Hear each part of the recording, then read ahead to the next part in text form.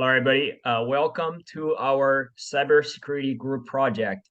At this project, we're focusing on the cybersecurity and infrastructure, the security agent report. They wrote out this report named it's called Citrix Bleed, and now we're gonna go through this report and explain how it got affected local machines and how different file types and how these works. So let's before I get started, it's absolutely my pleasure to get worked with two of my colleague Xiaokan and Juncheng today.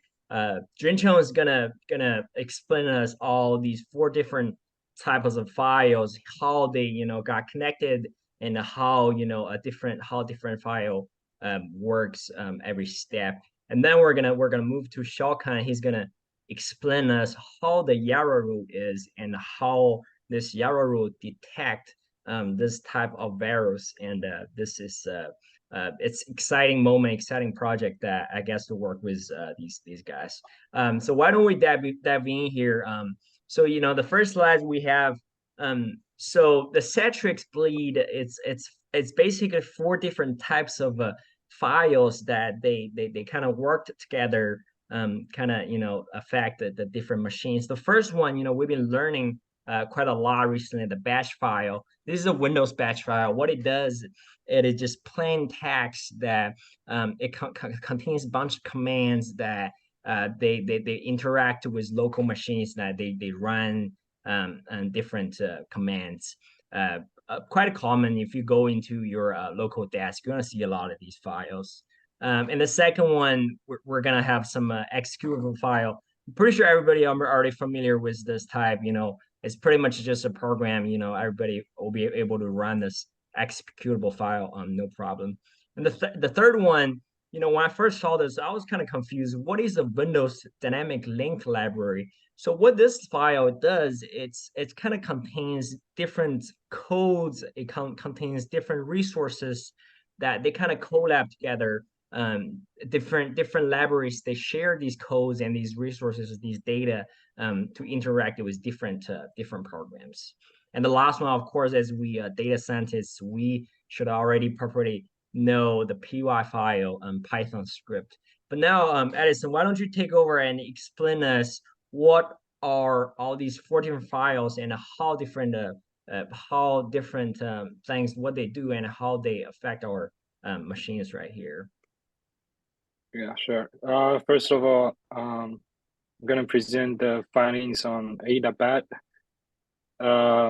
which is used to execute the file ada.exe with the file ada.dll as parameters.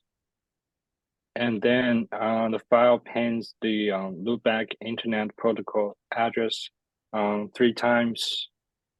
Then it saved the system registry Hive. From the saved registry files, it then creates three cabinet files. Okay, secondly, finding ADA executable. First, it is executed by ADA-BAT, and then it issues the remote procedural calls to the RPC endpoint to provide a file path to the LSASS on the infected machine, and then it loads ada.dll into the running LSASS process. This step is crucial for data extraction. Thirdly,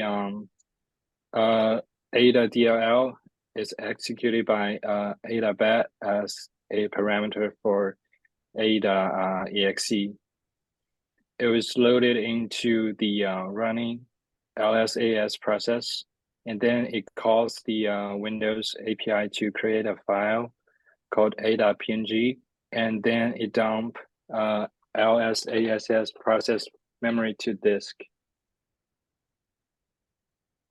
Lastly, we have AdaPy, which attempts to leverage WinRM to establish a session then it attempts to authenticate to the remote machine, which gains ability to execute command line arguments on remote machine once session is established with the remote machine in the previous steps. Sounds good. Sounds good. You mentioned earlier about the LSASS. I just want to tell a little bit. This is the local security authority subsystem service. It's like we've been learning firewall recently. This is a type of service that Microsoft deploys on our machines that these files are able to manipulate this LSASS firewall to gain access or to gain access to our local desks.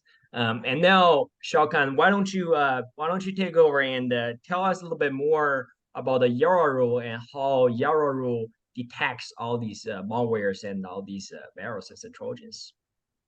Yeah, sure. Well, first I want to introduce what is the Yara rules. So Yara rules are like a piece of programming language. They work by defining a number of variables that contain patterns found in a sample of malware.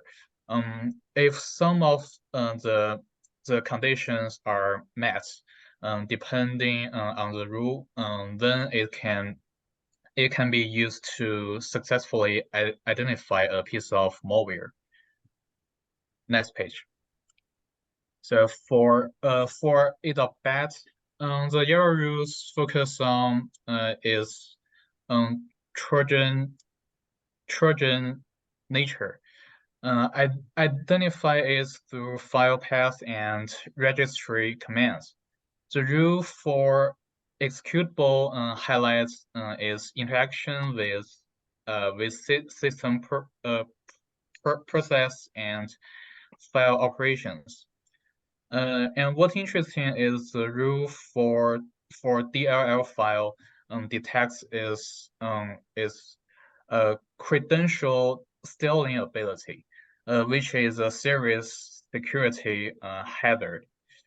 And lastly, the rule for A.py was crucial in understanding its backdoor capabilities, such as remote command execution and communication with command and control servers.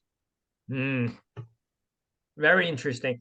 Thank you, Shaokan. You said that Yara rule. See, Yara rule. It says it just like a programming language. It detects all these viruses. It can detect these patterns. But see, nowadays as the technology grows, of course these malware and also all these viruses they're getting developed as well. So one of the important thing I want to talk about Yara rule.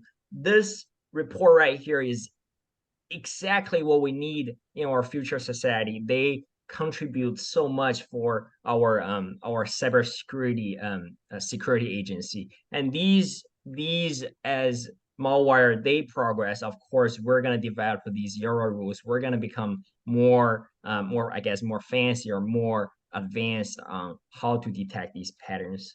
And lastly, I just want to share a little bit more the Citrix Bleed. This report right here.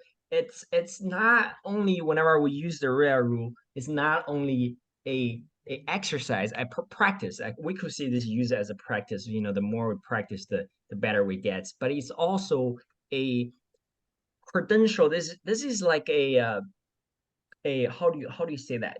We can say this as a critical defense mechanism. Without the Euro rule, of course, everywhere it's gonna be malware everywhere.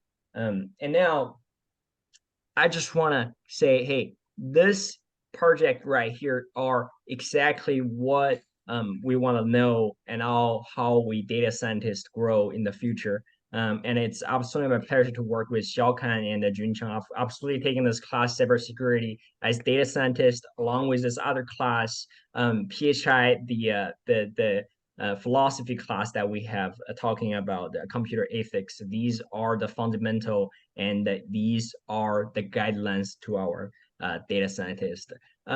Before I end the meeting right here, Shao-Kan or Edison, Juncheng, do you guys have anything more to share before I end this?